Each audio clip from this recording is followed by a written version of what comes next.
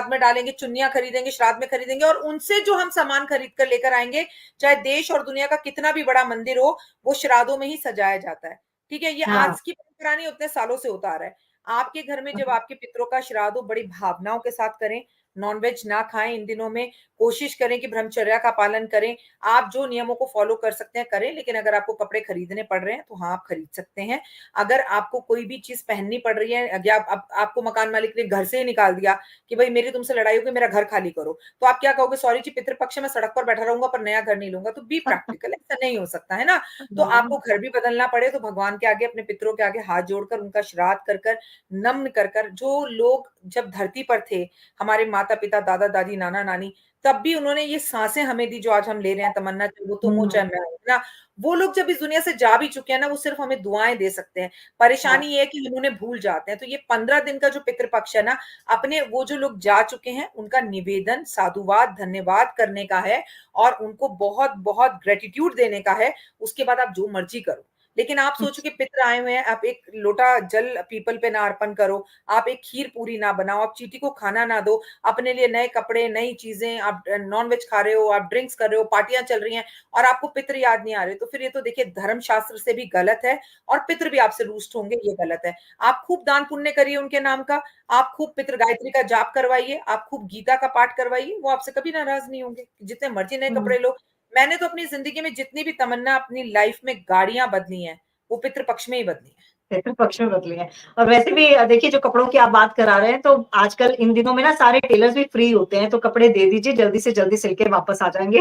ये मेरा स्ट्रैटेजी है। अच्छा, बिल्कुल आपने सही। बड़ी अच्छी बात बात कही घर चेंज करने की। मेरी मेरे नोन में ही एक है, मेरी फ्रेंड है, वो जॉब स्विच करने की सोच रही है। लेकिन प्रॉब्लम ये है कि ऑफर लेटर जो आएगा वो इसी दौरान आएगा। तो उसका कहना है कि मैं नवरात्रों में, मतलब पितृपक्ष के बाद नवरात्रे आएंगे तब ज्वाइन करूं, या पितृपक्ष में ज्वाइन कर सकती हूँ? जिनको भी पितृपक्ष में जॉब मिलती है, घर मिलता है, पहला संकेत है कि उनके पितृ उनको आशीर्वाद दे रहे हैं और वो बहुत खुश हैं। तमन्ना, तुम्हें और मुझे एक दूसरे को जानते हुए आज 18 साल हो गए, इट्स अ लॉन्ग टाइम। बिल्कुल। और हमने कितनी स्टार्टिंग से एक दूसरे को देखा है। मैं आपको बताऊं, मैंने मेरे आज यूट्यूब पर 11 लाख सब्सक्राइबर हैं, और मैंने जब अपना यूट्यूब हम्म। चैनल खोला था, वो मैंने खोला था 14 सितंबर को, जिस दिन पितृपक्ष था। और मैंने एक बार अच्छा। भी ये सोचा नहीं खोलते वक्त कि अरे पितृपक्ष है, बाद में खोलूं। मेरा मानना ये है, मेरे दादा दादी, नाना नानी, मेरे पिताजी भी नहीं है, मेरे फादर इन लॉ भी नहीं है, वो क्यों मेरा बुरा चाहेंगे? वो धरती पर आए हैं और मैं कोई कार्य की शुरुआत कर रही हूँ तो वो तो मुझे आशीर्वाद देंगे। तो आप अपनी नोन, हम्म। उस फ्रेंड को, सहेली को बोलो, पितरों का धन्यवाद करके, करोड़ों बार ग्रेटिट्यूड देकर अपने पितरों को तुरंत जॉब ज्वाइन कर लें। बिल्कुल, बिल्कुल, और बहुत महत्वपूर्ण ये सवाल भी है, क्योंकि कई बार हम इसी असमंजस में रह जाते हैं, पितृपक्ष है, और मुझे समझ नहीं आती कि पितृपक्ष को हम एक नेगेटिव के तौर पर क्यों देखते हैं कि अब ये दिन शुरू हो गए, अब ऐसे नहीं कर पाएँगे, क्यों ऐसा क्यों बन गया है? 3 रीजन है। घर के बड़े बुजुर्ग नॉनवेज नहीं खाने देंगे, पार्टी नहीं करने देंगे, ठीक है, आपको ब्रह्मचर्य का पालन करने के लिए आपकी पत्नी कहेगी, तो लगता है ओफो क्या मुसीबत है। अरे जिन लोगों ने जीते जी अपने माँ बाप को नहीं पूछा, मरने के घंटे बाद हम कहते हैं बॉडी आ रही है हॉस्पिटल से, हम शख्स का हुँ। नाम भूलने में हमें चंद कुछ मिनट लगते हैं। तमन्ना, कड़वा है पर ये सच है। हुँ। तो लोगों को कुछ भी छोड़ना नहीं है किसी के लिए, राइट। आप 15 दिन तक नॉनवेज मत खाओ, शेव मत कराओ, आप आईब्रोज मत करवाओ, आपको जो है आपकी वाइफ मना करेगी कि पितृपक्ष चल रहा है, देखो बहुत ध्यान से करना है, ये चीज मत करो, वो चीज मत करो। तो वो जो टोका टोकी रोकर आकी है ना, इंसान को चाहिए आज फ्रीडम। वो कुछ हुँ। नहीं चाहता कि उसे कुछ छोड़ना पड़े। अच्छा, आज पंडित जी आएंगे, फिर वो पूरी खाएंगे, अरे इतना सब क्यों करना है, थोड़ा सा सामान खरीद के मंदिर में ही पंडित जी को दे आओ। तो हाँ। सावधान, एक बात याद रखना तमन्ना, चाहे तुम हो चाहे मैं हूं, दुनिया में एक दिन सब इस फोटो फ्रेम में आएंगे, और सबको एक दिन पूरी और श्राद्ध का इंतजार रहेगा। पितृ बनकर कभी हम भी धरती पर आएंगे, तो कर्मा वही कीजिए, जस्ट बिलीव इन कर्मा, जो आप अपने लिए बर्दाश्त कर सके। तो आपके ये 15 दिन जो है ना, आपकी किस्मत के 15 साल चमकाने वाले हैं, या 15 साल आपको पीछे लाने वाले हैं। तो कोशिश कीजिए कि हुँ। नियमों को फॉलो जरूर करें, बहुत स्ट्रिक्ट नहीं रहें, लेकिन थोड़ा बहुत फॉलो जरूर करें। हुँ, बिल्कुल। और जिस तरह से आपने कहा ना कि आपकी किस्मत को चमका भी सकते हैं, लेकिन आजकल जैसे कि आपने बोला कि पंडितों को पूड़ी खिलाना ये वो, आजकल एक और चीज़ चल चुकी है कन्वीनियंस के हिसाब से कि भई पंडित तो मिलते नहीं हैं, तो चलिए दान कर देते हैं। क्या ये भी एक रिप्लेसमेंट हो सकती है? पंडित मिलते भी नहीं है, और जो मिलते हैं वो खाते नहीं है। ठीक है। हाँ।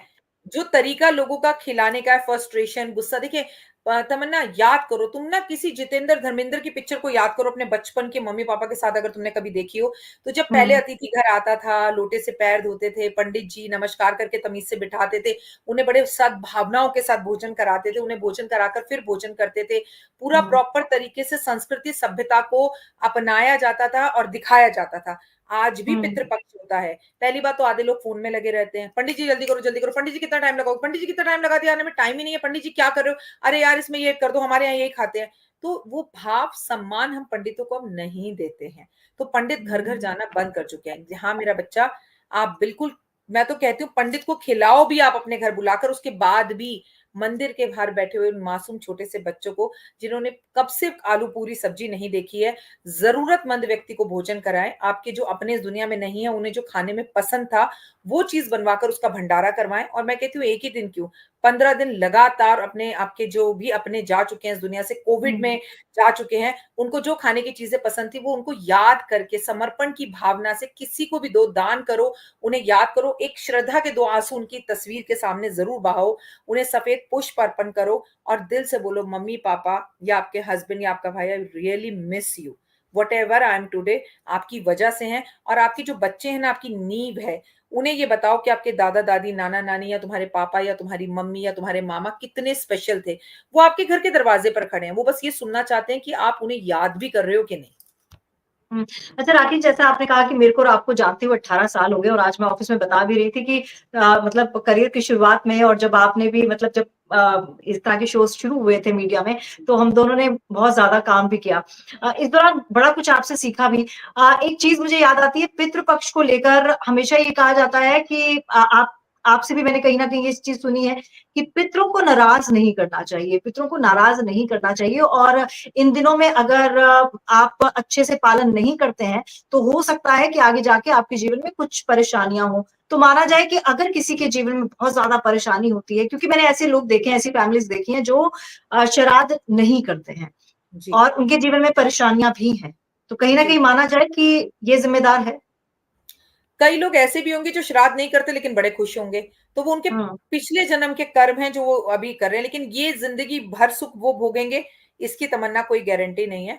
मेरा बच्चा, मैं तुम्हें बताऊँ, मैंने तुम्हें बहुत मेहनत करते इस फ़ील्ड में देखा है, एक से एक बेहतरीन चैनलों पे तुमने काम किया है, तुम अपने फ़ील्ड की एकदम माहिर बच्ची हो और थैंक मैंने यू। तुम्हें ज़ीरो ज़ीरो से हीरो बनते देखा है। मैंने मेरी लाइफ़ में जितने भी एंकर्स हैं, उसमें तुम्हें मैं एक बेस्ट एंकर्स की कैटेगरी में मानती हूँ थैंक और यू, सबसे बड़ी थैंक बात, यू। तुम अपने काम के प्रति बड़ी ईमानदार हो।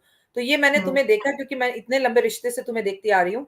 देखो, जिन लोगों के घर पितृदोष होता है उसके 5 लक्षण तुम्हें बता देती हूँ, जो लोग तुम्हारे हुँ। फॉलोवर्स देख रहे हैं वो समझ लें। ऐसे लोगों के घर में विवाह नहीं होता, ऐसे लोगों के घर में बच्चा पैदा नहीं होता, ऐसे